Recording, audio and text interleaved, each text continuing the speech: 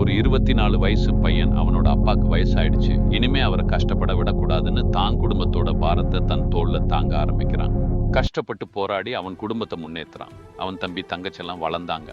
ஒரு நாள் ஏதோ ஒரு கோவத்துல அவன் தம்பிக்கும் தங்கச்சிக்கும் ஏதோ சொல்லிட்டான். அதோட அவனோட பேசுறத விட்டுட்டாங்க. அவன் அதுக்கப்புறம் மதிக்கவே இல்லை. ஏன்னா தம்பி தங்கச்சி வளர்ந்துட்டாங்களே. ஒரு நாள் அந்த பையன்கிட்ட ஒரு பாட்டி வந்து கேட்டா, தம்பி நீ இவ்வளோ கஷ்டப்பட்டும் உன்னை மதிக்காம போயிட்டாங்களே உன் குடும்பம்.